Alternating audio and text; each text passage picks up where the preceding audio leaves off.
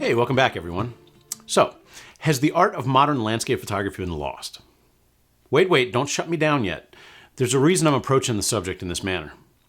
Tell me you haven't been on Instagram or Facebook or 500px or wherever you consume landscape photography and seen the exact same thing over and over and over and over. As landscape photography has grown in popularity, the desire for people to create something, anything, that looks as cool as the next guy has become overpowering. Overpowering to the point that when you look at landscape photography online, the majority of it simply looks the same. It's as if the same person or entity wants it to be the same. Ask yourself who or what would want that and why. The culture of the lowest common denominator isn't a new concept. Years of analysis by both mega corporations using intelligent bots and analysts using group sample studies and anything they can try to nail you down has led to an algorithm that reward sameness. We're doing a lot of air quotes on this. I apologize, but I think it's really important that we differentiate these words and what they actually mean.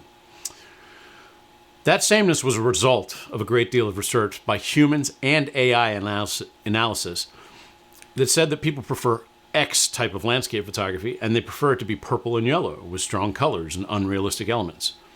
It's a little like the 4-chord song that the music industry has realized that the human brain is susceptible to. 1, 2, 3, 4 chords. If you use those chords to make music, you will likely have a pop culture lowest common denominator hit. Sorry.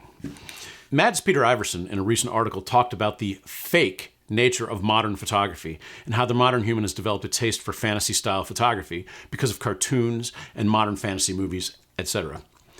I think he's missed the point that all of these delivery platforms benefit financially if they can nail down something that works like a drug in the human brain. Once it has it down, it'll continue to feed you while you scroll more and more similar stuff that changes just enough to keep you interested. That said, his statement deals with something that I think is more a chicken and egg sort of question, since the question is begged, do I really like what is fed to me, or is it fed to me to make me like it? You see this sort of trend in magazines as well.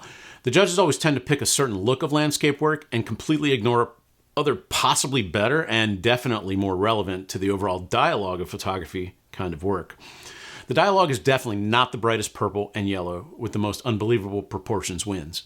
That's just a creation of corporate America to keep products moving. Did I mention this type of work is some of the easiest to create as well? The photography programs almost lead you by the hand down the path that will get you these exact types of results. It's easy, and they can keep asking for more money to make tools that are ever better at faking any type of situation so that the public consumer of photography remains happy. This is not the chicken and egg question, by the way. Okay, so all conspiracy talk aside, there's definitely reason to fight the system and do your best to figure out what it is that you like in a photograph and to not let your gray matter rule the day just because it has the right colors or elements of scale. So what are we to do then? All is not lost. We can see this just as an opportunity, I think. We can start by becoming educated in the masters of photographic practice and not just scroll a system that's designed to keep you glued to it. There have been many masters throughout the 202 years since photography's inception, including a guy who lives up the street from me, Paul Caponegro, Clive Butcher down in Florida, Edward Weston, who I don't know who's alive and who's dead here except for Paul Caponegro because he lives down the street from me. Clive Butcher, Edward Weston, Ansel Adams, Harry Callahan, Nathan Worth, etc., etc. And those are just a few of the black and white photographers. Color photography, though it's relatively new regarding widespread use, includes many greats, including Abelardo Morel, Edward Bertinsky, Guy Tal, Li Yi, Sebastião Salgado. I mean, I could go on for weeks and have a new name coming out of my mouth every second. The list goes on. So, maybe you feel like the title of this video was a little misleading because it's the sort of question that the answer to may be just non-existent. It's definitely a subject worth considering, however, since working to create something new and original may or may not be one of your goals. A connected idea that is related to this subject is the idea of photographic celibacy. This is the idea that if you don't look at anyone else's work ever. You can create photography in a fresh manner, free from influence. Of course, I think this idea is complete and utter horsepucky, but many people subscribe fully to it. I think my argument against this idea is that no matter what you do, you will always be influenced by something visual and likely photographic that you've seen. You'd have to never seen anything photographically speaking in your life for it to actually work. And if you're working from old memories of things you saw in the distant past, then your visual vocabulary is terribly limited by not looking at others' work, or at least the possibilities in the medium. It would be a little like throwing ideas at a wall to see what sticks, which in my opinion is like reinventing the wheel. Another thought is that, in my opinion, you shouldn't just be looking at photography. You should be looking at all art forms. You can learn an insane amount from painting and sculpture and collage and printmaking. Matters of balance can sometimes be translated more effectively in 3 dimensions, so sculpture fits the bill, and overall composition can frequently make more sense through a human-produced medium such as painting or printmaking. It's just worth looking at all art forms out there when you're considering taking on photography as a practice. Right? I think that's fair. I mean, you have so many people that just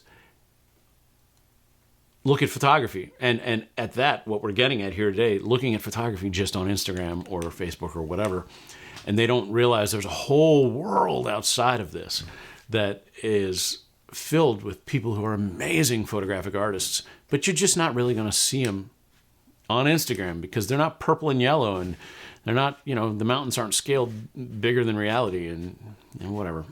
So, in the end, I think I can safely say that the art of modern landscape photography has not been lost. I think that if you want to take part in what's really going on, though, you won't find the best of the best so easily as scrolling in your favorite social media platform. It's going to take research and reading and study. And if you want to begin your journey down the path of making really good landscape photography, sure, you can compare yourself to the social media darlings and try to make work that looks like theirs, or you can do the hard work and start trying to make your own work. Neither way is the right way, and I can't talk today. Neither way is the right way, and only you can determine what's right for you and how you'll navigate this landscape.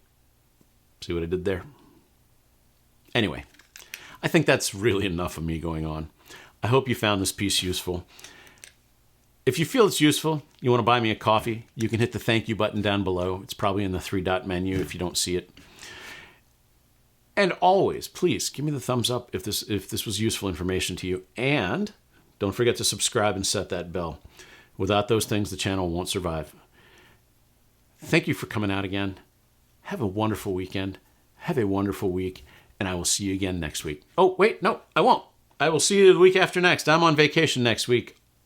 I'll try to put something up, but it all depends on if I have time to actually shoot something, because I'm going to be all over the place for the whole week visiting family down in D.C. So, and friends.